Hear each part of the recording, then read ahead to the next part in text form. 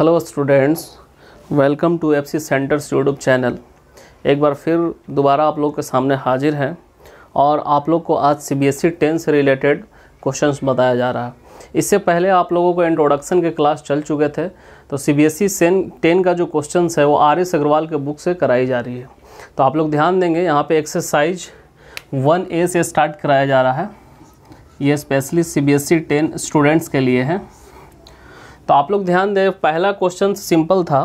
पहला क्वेश्चन में ये पूछा जा रहा था कि what is Euclid division algorithm के बारे में पूछा जा रहा। तो ये सारा डेफिनेशन आप लोगों को बताया जा चुका है। तो आप देख करके डेफिनेशन पिछले क्लासेस में देख करके सारे डेफिनेशन को लिख लेंगे, क्लियर कर लेंगे। तो सेकंड क्वेश्चन में चलते हैं। सेकंड क्वेश्चन में ये है कि a number when divided by 61 gives 27 as quotient and 32 as a remainder. तो फाइंड द नंबर। क्वेश्चंस में यहाँ पे यह दिया जा रहा है डिवाइडेड बाई 61। तो जिस नंबर से डिवाइड किया जाता है उसे डिवाइज़र कहा जाता है। डिवाइज़र को हम लोग बी के द्वारा इंडिकेट करते हैं। तो ये डिवाइज़र है। कोशिएंट भी यहाँ पे दिया हुआ है, 27 है। रिमाइंडर 32 के बारे में इंडिकेट किया हुआ है। यानी फाइनली ए हम लोग को फाइंड करना है, यानी इसे डिविडेंड कहा जाता है। तो इसे हम लोग कैसे फाइंड करेंगे? तो इंट्रोडक्शन क्लास में हम लोग एक फार्मूला पढ़े थे, यूक्लिड डिवीज़न लेम्मा, जहाँ पे बताया गया था कि a equal to b q plus r, जिसमें कंडीशन ये था कि 0 r less than equal to 0 था। और यहाँ पे b के अकॉर्डिंगली ये सारा प्रोसेस बताया जा चुका था। तो हमें जो फार्मूला ये मिला है, ये फार्मूला पे सारे वैल्यू को इवेलुएट करेंगे। तो a अपनी जगह पे a फाइंड करना है, तो a का वैल्यू नहीं पता है। b के जगह पे 61 के वैल्यू को पुट कर दिए हैं, ये b का वैल्यू है। q का वैल्यू 27 है, वैल्यू को पुट कर दिया गया। r का वैल्यू 32 है, लिख दिया गया। सबसे पहले मल्टीप्लिकेशन का प्रोसेस करेंगे। मल्टीप्लाई करने के बाद 1647 आ रहा है, 32 यहाँ पे प्लस कर दिया। ऐड करने के बाद ये प्रोसेस आ रहा है, यही हमारा a का वैल्यू है। तो यहाँ पे ये क्वेश्चन को फाइंड करने के लिए नंबर फाइंड करना था, मीन्स डिविडेंड को फाइंड करना था। तो डिविडेंड हमारा मिल चुका है, यही हमारा इस क्वेश्चन का आंसर होगा। तो अब चलिए नेक्स्ट क्वेश्चन में।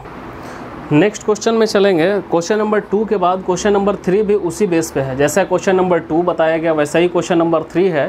तो आप स्टूडेंट क्वेश्चन नंबर 3 खुद से कर लेंगे। अब नेक्स्ट क्वेश्चन में चल रहे हैं क्वेश्चन नंबर 4। क्वेश्चन नंबर 4 में है कि using Euclid division algorithm find the HCF. Euclid division algorithm का यूज़ करके हम लोग को एचसीएफ फाइंड करना है। जो हम लोग इंट्रोडक्शन के क्लास में भी एक एग्जाम्पल हम बता चुके थे। अब क्वेश्चन पे आते हैं। इसमें भी 3 क्वेश्चन है, 3 में से 1 बताया जा रहा है, बाकी के जो क्वेश्चन हैं वो खुद से करेंगे आप लोग। तो क्वेश्चन में है कि यहाँ पे ध्यान देना, 405 है और 2520 है। एचसीएफ फाइंड करना है और इसका रूल है यूक्लिड डिवीज़न एल्गोरिथम। तो आप लोगों को पता है कि a is greater than b, यानी ये a का वैल्यू हो जाएगा। a का वैल्यू आपका 2520 है और b का वैल्यू 405 है। आप लोगों को पता है कि फाइंड करने के लिए b से a में डिवाइड किया जाता है। तो डिवाइड कर रहे हैं 405 से, 2520 में 6 टाइम में लगाएंगे 2430 आएगा, क्योंकि 7 टाइम में लगाएंगे तो इससे बड़ा हो जाएगा। रिमाइंडर 19 बढ़ रहा है। तो यहाँ पे हमारा रूल है यूक्लिड डिवीज़न एल्गोरिथम का। तो वैल्यू करेंगे यहाँ पे, ये a का वैल्यू है, ये b का वैल्यू है, ये q है और ये r है। तो वैल्यू को इवेलुएट करेंगे 405 इंटू 6 + 90। यहाँ पे रिमाइंडर का वैल्यू 0 नहीं आ रहा है, यानी ये स्टेप फर्स्ट में हम लोग चल रहे हैं। हम लोग रूल भी इसका बतलाए थे स्टेप फर्स्ट, सेकंड, थर्ड वगैरह में। तो स्टेप फर्स्ट में ये देखा गया कि यहाँ पे रिमाइंडर हमारा 0 नहीं आ रहा। तो इस प्रोसेस को फिर हम लोग बढ़ाते हैं, क्योंकि आप लोग को पहले ही रूल में बता दिया है कि ये प्रोसेस वहाँ तक करना है कि जब तक हमारा रिमाइंडर 0 ना आ जाए। तो इस प्रोसेस को आगे बढ़ाते रहना है। तो नेक्स्ट टाइम यहाँ पर देखेंगे स्टेप 2 में। तो स्टेप 2 में रिमाइंडर हमारा यहाँ पे 19 है और डिवाइज़र 405 है। तो इसमें लगाएंगे 4 टाइम में लगाएंगे 360 आ रहा है। सब्ट्रैक्ट करने के बाद 45 आ रहा है। यहाँ पे जब रूल को हम लोग अप्लाई कर रहे हैं, ये हमारा a का वैल्यू, ये b का वैल्यू, ये q है और ये r है। वैल्यू पुट करने के बाद 405 90 इंटू 4 + 45। यहाँ पे भी देखा जा रहा है कि रिमाइंडर हमारा 0 नहीं आ रहा है। तो जब 0 नहीं आ रहा तो इस प्रोसेस को नेक्स्ट फिर बढ़ाया जाएगा। स्टेप 3 में चलते हैं हम लोग। जब स्टेप 3 में चलेंगे तो रिमाइंडर से डिवाइज़र में करेंगे। रिमाइंडर हमारा 45 है जो यहाँ पे रखे हैं और डिवाइज़र हमारा 90 है। 2 टाइम में 90 कैंसिल हो जाता है। a equal to b q plus r. Means 90 equal to 45 into 2 plus 0। यहाँ पे r का वैल्यू 0 आ जा रहा है। तो रूल में बता चुके थे हम कि इस प्रोसेस को कंटिन्यू वहाँ तक करते चलना है जहाँ तक रिमाइंडर हमारा 0 ना आ जाए। जब जहाँ पे रिमाइंडर 0 आ जाएगा तो वहाँ पे जो लास्ट डिवाइज़र होते हैं वही इस क्वेश्चंस का HCF होता है। तो फाइनली हम यहाँ पे लिखेंगे कि HCF हमारा कितना हो जाएगा, तो HCF हमारा आ जाएगा 45, लास्ट डिवाइज़र 45 है यहाँ पे। तो ये हमारा आंसर क्लियर होता है। अब हम लोग नेक्स्ट क्वेश्चन में चलेंगे। तो next question number 5, show that every positive integer is either even और ऑड। हमें ये शो करना है कि एवरी पॉजिटिव नंबर चाहे तो इवन होगा या फिर ऑड होगा, ये हमें प्रूफ करके बताना है क्वेश्चन में। तो सॉल्यूशन में देखिए हम लोग क्या किया, सबसे पहले let n be the any positive integer. Positive integer को हम लोग n के द्वारा यहाँ पे वैल्यू को पुट कर रहे हैं, मान रहे हैं। और इवन और ऑड नंबर को पहचानने के लिए उसे हम लोग 2 से डिवाइड करते हैं। अगर कोई नंबर 2 से डिविजिबल होता है, if any number is divisible by 2 then that is called even number, और डिविजिबल नहीं हो पाता है तो ऑड नंबर है। तो यहाँ पे पहचानने के लिए हम लोग क्या किए, जो नंबर हम लोग लिए हैं यहाँ पे एनी पॉजिटिव इंटीजर, उसे 2 से डिवाइड करके चेक किया जाएगा। कोई भी नंबर अगर हमें पता है तो उस नंबर को 2 से डिवाइड करने के बाद ही क्लियर होता है कि ये ऑड है या इवन है। तो क्लियर करने के लिए 2 से डिवाइड कर रहे हैं। तो यहाँ पे देखिए नंबर पता हो गया है, डिवाइज़र भी पता हो गया है, तो अब हमें Q को क्वोशिएंट लिया गया और R को रिमाइंडर लिया गया। लेने के बाद यहाँ पे एक प्रोसेस को अप्लाई कर रहा है, यूक्लिड डिवीज़न लेम्मा जो है, यानी n यहाँ पे a का डिविडेंड का प्रोसेस है, और यहाँ पे 2 जो है डिवाइज़र है, ये हमारा डिविडेंड हो जाएगा और ये हमारा डिवाइज़र हो जाएगा और ये क्वोशिएंट हो जाएगा और ये हमारा रिमाइंडर है। और यहाँ पे इसका यूक्लिड डिवीज़न लेम्मा का जो रूल भी फॉलो कर रहा है, Euclid division lemma.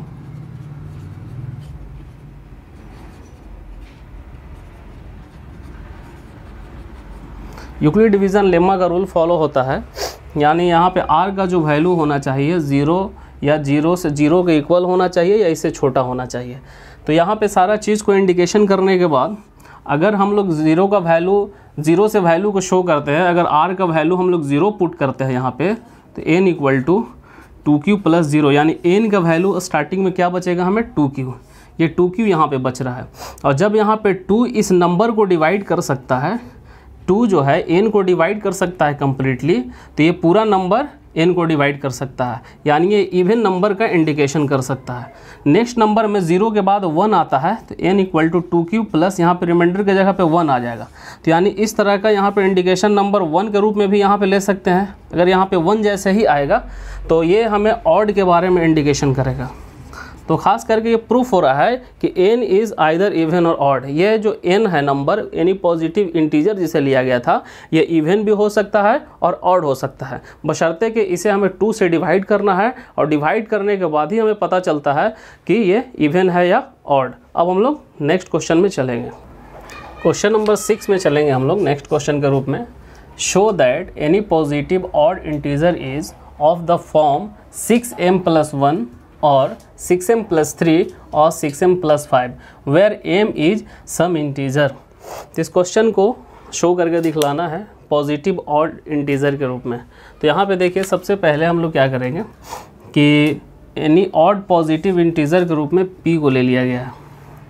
Late p be the divided by 6। यहाँ पे क्वेश्चन में p को लिया गया और 6 से डिवाइड किया जा रहा है, क्योंकि यहाँ पे डिवाइड करने वाला नंबर सब में 6 दिख रहा है, यहाँ भी 6 है, यहाँ भी 6 है। तो हम लोग यहाँ पे 6 को डिवाइज़र के रूप में लेंगे। तो एंड क्वोशिएंट को हम लोग m ले रहे हैं। क्वेश्चन में यहाँ पे m भी दिख रहा है, m सब में है, सारे क्वेश्चन में दिख रहा है, यहाँ पे m है, तो यानी क्वोशिएंट m ले लिया और रिमाइंडर हमारा r हो जा रहा, 6 डिवाइज़र हो रहा है। और डिविडेंड को p के रूप में यहाँ पे ले लिया, इंडिकेट भी कर देंगे।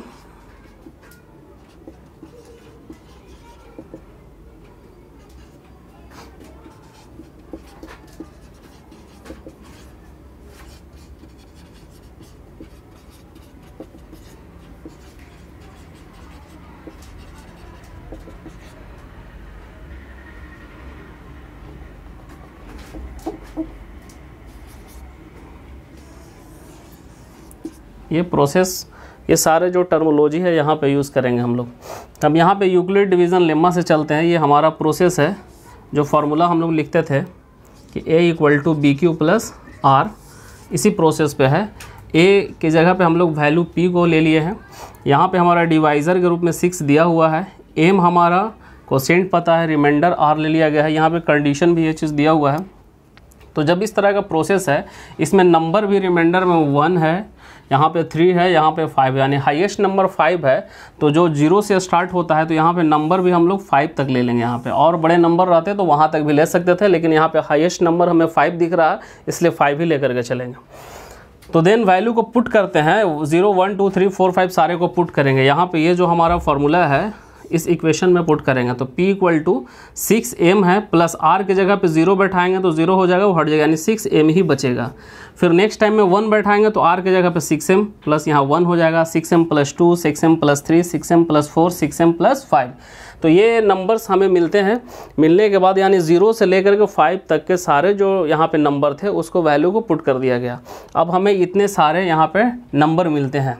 अब इस नंबर में ये देखना है कि क्या है कि तो hence it is clear that 6m + 2 6m + 4 be divided by 2। ये ऐसा देखने से ही पता चल रहा है कि ये इवन नंबर का टर्म है, यानी 2 से डिविजिबल है। जब 2 से डिविजिबल है तो these are the even number. ये यहाँ पे क्लियर हो जाता है कि ये नंबर और ये 3 नंबर इसमें से निकल रहा, क्योंकि ये इवन नंबर है। इवन नंबर है यानी 2 से डिविजिबल है। जब 2 से डिविजिबल वाले नंबर है तो उसको अलग कर लेते हैं।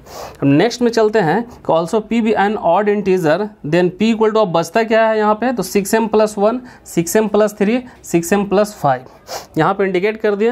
एन ऑड पॉजिटिव, यानी इवन नंबर जब हटा लिया गया वहाँ पास से तो जो भी नंबर बचेंगे अब वो ऑड ही रहेंगे। तो ऑड नंबर को यहाँ पे इंडिकेट कर दिया गया। इसी चीज़ को हमें प्रूफ करके शो करना था कि ये जो नंबर 3 है ये ऑड पॉजिटिव इंटीजर है। तो जब सारे नंबर को 0 से लेकर 5 के बीच में इवैल्यूएट किया गया तो यहाँ पे हमें 6 नंबर मिले। 6 में से 3 को छांट लिया गया तो 3 उसमें से इवन नंबर हो गए और 3 बाकी जो बचे वो ऑड पॉजिटिव इंटीजर हो गए। तो hence it is cleared, proved. Question number 7 भी जो है 6 के तरह ही बनेगा, तो हम लोग क्वेश्चन नंबर 7 को छोड़ देते हैं, उसी प्रोसेस पे बनेगा। क्वेश्चन नंबर 8 में चलते हैं। क्वेश्चन नंबर 8 में है कि for any positive integer n prove that nq - n is divisible by 6 से डिविजिबल का प्रोसेस यहाँ पे बताना है। तो सबसे पहले ये समझ लें कि कोई भी नंबर 6 से डिविजिबल कब होता है। तो if any number which is divisible by 2 and 3 both, कोई भी नंबर 2 और 3 दोनों से डिविजिबल है तो वो नंबर 6 से भी डिविजिबल हो जाता है। यह इसका डिविजिबिलिटी का रूल है। 6 के डिविजिबिलिटी का रूल है कि if any number is divisible by 2 and 3 both, 2 से भी डिविजिबल होना चाहिए और 3 से भी डिविजिबल होना चाहिए, तो गिवन नंबर 6 से भी डिविजिबल हो जाता है। तो यहाँ पे हम लोग को 3 से भी शो करके दिखलाना होगा कि ये नंबर डिविजिबल है और 2 से भी दिखलाना होगा। अगर दोनों से शो कर देते हैं तो finally those number must be divisible by 6। Then यहाँ पे ले लेते हैं कि let n be the any positive integer. यहाँ पे nq - n गिवन नंबर है, तो यहाँ पे इसमें n कॉमन लेंगे तो n² - 1 हो जाएगा। यहाँ पे भी स्क्वायर लेंगे तो एक फार्मूला a² - b² फॉलो हो रहा है। तो a² - b² का फार्मूला क्या होता है, a + b × a - b। n पहले से यहाँ पे है, तो ये 3 पार्ट में इस क्वेश्चन को कर दिया गया। 3 पार्ट में मीन्स एक n है, एक n + 1 है और एक n - 1 है। अब यहाँ पे ले लेंगे when any number is divisible divided by 3 से डिवाइड पहले कर रहे हैं हम लोग। इसमें आपका कोसेंट p है और रिमाइंडर r है, यही लेकर के चलेंगे यहाँ पे। तो फाइनली यहाँ पे यूक्लिड डिवीजन लेम्मा के रूप में यहाँ पे इंडिकेट करें n = 3p + r। और एक चीज़ हमेशा ध्यान रखना है कि कभी भी कोई भी नंबर को 3 से अगर डिवाइड किया जाता है तो अगर कम्प्लीटली डिविजिबल नहीं होता है या डिवाइड करने पर रिमाइंडर में 3 ही कंपोनेंट आते हैं। कम्प्लीटली डिविजिबल हो जाएगा तो रिमाइंडर 0 आ जाएंगे, कम्प्लीटली डिविजिबल नहीं होंगे तो रिमाइंडर 1 और 2 आते हैं। 3 ही चीज़ आते हैं रिमाइंडर। 3 से किसी भी नंबर में डिवाइड करेंगे तो रिमाइंडर हमेशा 3 आएंगे। First one 0, second one 1 and third one 2। ये चीज़ ध्यान रखने वाली बात है। रिमाइंडर में 3 ही आते हैं जब हम किसी भी नंबर को 3 से डिवाइड करते हैं। तो फाइनली यहाँ पे 0, 1, 2 को यहाँ पे पुट करेंगे वैल्यू। तो 0 को पुट करेंगे तो 3p रहेगा, 1 को पुट करेंगे 3p + 1 हो जाएगा, 2 को पुट करेंगे 3p + 2 हो जाएगा। इसमें वैल्यू को पुट किया जा रहा है। तो अब यहाँ पे देखेंगे n equal to 3p, then n is divisible by 3, 3p 3 से ये डिवाइड है तो ये पूरा नंबर n से डिविजिबल है। अब नेक्स्ट में चलेंगे सेकंड में, 3p प्लस 1 है यहाँ पे, 3p प्लस 1। अब यहाँ पे क्या करते हैं, n माइनस 1 का प्रोसेस भी था हमारा यहाँ पे, तो अगर इसमें यहाँ पे n है, इसमें -1 ले रहे हैं तो इधर भी -1 लेना होगा। तो यहाँ पे 3p प्लस 1 पहले से हम -1 ले लें, -1 से 1 कैंसिल हो जाता है तो n माइनस 1 का वैल्यू 3p बच रहा है। अब 3 से ये नंबर डिविजिबल हो जाएगा तो पूरा n से ये डिविजिबल हो जाएगा, यानी ये भी 3 से डिविजिबल हो जाता है। Third one is that 3p plus 2, 3p plus 2 यहाँ पे दिया हुआ है थर्ड में। तो अब एक +1 से रिलेटेड भी था तो इसमें n में +1 किया तो ये 3p प्लस जो 2 था यहाँ पे 3p प्लस 2 में भी 1 किया गया तो 3p यहाँ पे लिख दिए और यहाँ पे 2 और 1 मिल करके 3 हो जाता है। तो ये नंबर भी इंडिकेट कर रहा है कि ये भी 3 से डिविजिबल है। तो यहाँ पे देखें कि 1 of n minus 1 n plus 1 must be divisible by 3, ये 3 से डिविजिबल है।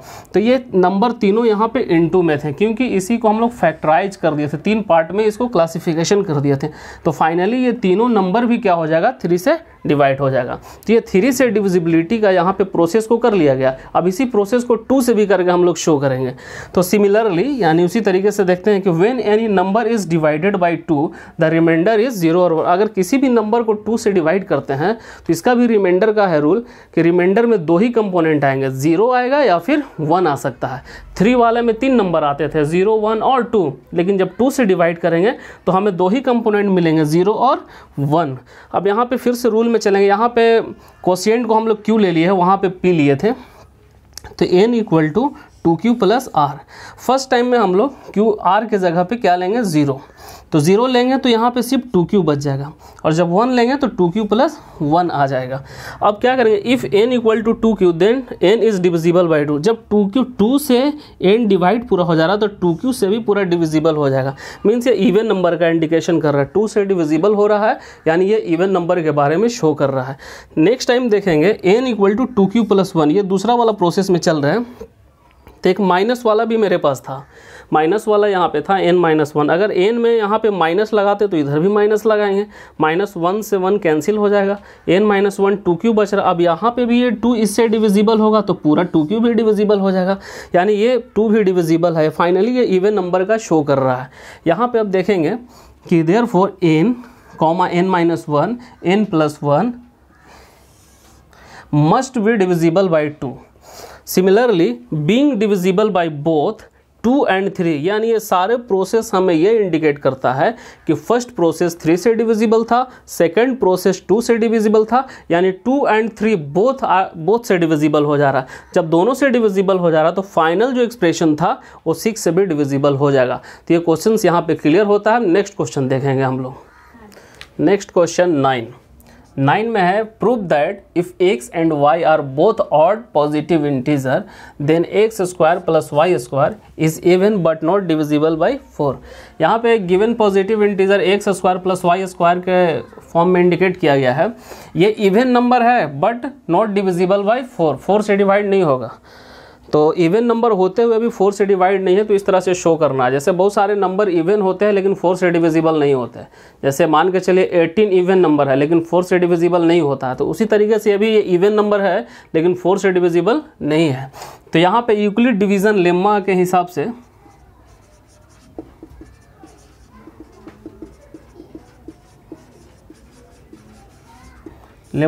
से दो नंबर ले लेते हैं, जैसे x equal to 2p plus 1 और यहाँ पे जैसे 2 से डिविजिबल है तभी तो इवन नंबर है, इसीलिए यहाँ पे 2 लिया गया है, यहाँ भी 2 लिया गया, यहाँ पे एक p ले लिया गया, यहाँ पे q, यहाँ पे y है, यहाँ पे x है, अलग अलग 2 तरह का कंपोनेंट ले लिया गया है। तो x equal to 2p plus 1 और y equal to 2q plus 1।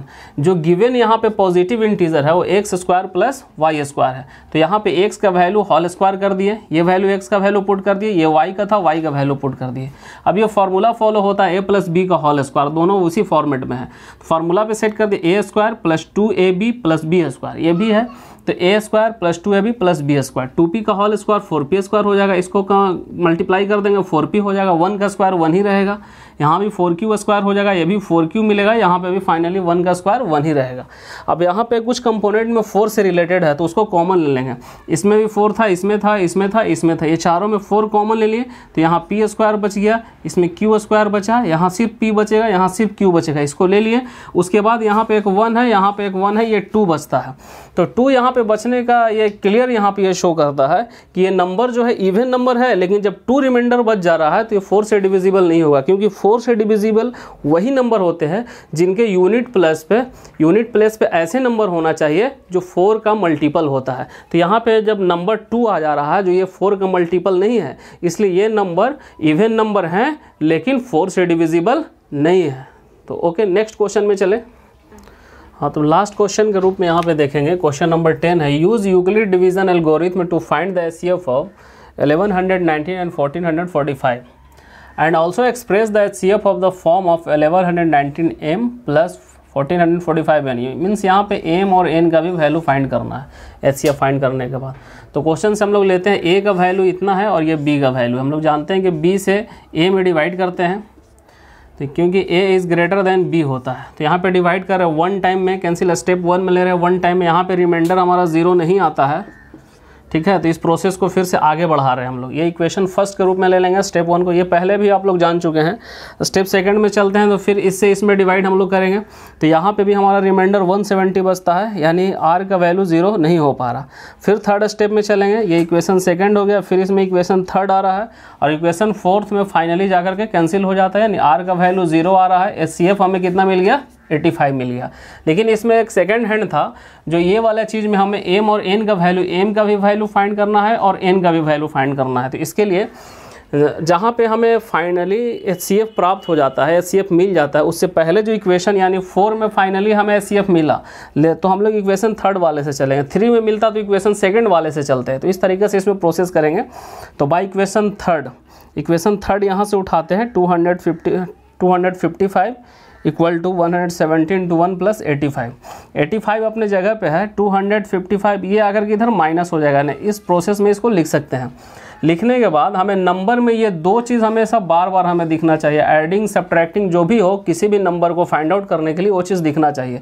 जैसे 255 है तो 255 क्या होगा, ये दोनों जो नंबर थे इसमें से इसे माइनस करेंगे तो हमें 255 मिल जाएगा, तो इसके बदला में ये लिख दिया गया।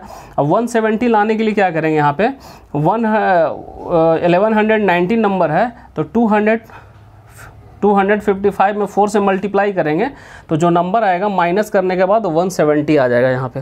फिर इसे हम लोग क्या करेंगे, यहाँ पे इसे भी वैसे ही लिख दिया गया, ये भी अपने जगह पे है, माइनस इसमें कैलकुलेशन हो जाएगा, प्लस था तो माइनस में हो गया, ये माइनस था तो प्लस में हो गया। यहाँ पे 1445 अपने जगह पे, 1119 यहाँ भी माइनस में है, यहाँ भी, मतलब 2 नंबर है तो 2 से मल्टीप्लाई कर दिया गया है। और 255 लाने के लिए हम लोग क्या करते हैं, 1445 माइनस इसको माइनस करेंगे तो फिर से ये नंबर मिल जाएगा, इंटू 4 था अपने जगह पे है, फिर से यहाँ पे ये नंबर वैसे ही यहाँ तक है। अब इस नंबर को 4 से भी मल्टीप्लाई करेंगे, इसे भी 4 से करेंगे तो 1445 इंटू 4 फिर माइनस 1119 इंटू 4। अब यहाँ पे ये देखा जा रहा है कि 1445 कितना बार है, तो यहाँ पे 4 टाइम्स है, यहाँ पे 1 टाइम्स है, तो 4 और 1 5 टाइम्स हो जाएगा। 1445 5 टाइम्स हो गया। अब 1119 देखा जा रहा है ये माइनस में है, तो यहाँ भी 2 बार है और यहाँ 4 बार है, तो 4 और 2 मिल करके 6 टाइम हो गया। तो फाइनली देखा जा रहा है कि ये m का वैल्यू इंडिकेट कर रहा है और ये n का वैल्यू इंडिकेट कर रहा है। तो m का वैल्यू -6 हो रहा है, यहाँ माइनस में था इसलिए -6, और ये नंबर प्लस में है इसलिए n का वैल्यू +5 हो जाएगा। तो ये आंसर भी हमें मिल गया। तो ये एक्सरसाइज 1A आप लोग का स्टूडेंट क्लियर होता है। अगला जब हम लोग वीडियो में आएंगे पार्ट 3 में, तो हम लोग नेक्स्ट एक्सरसाइज को लेकर के आएंगे। तो ये एक्सरसाइज कंप्लीट होता है, इसमें जो कुछ भी क्वेश्चन छोड़ा गया आप लोग उसको होमवर्क के रूप में कर लेंगे। तो all the best student everybody.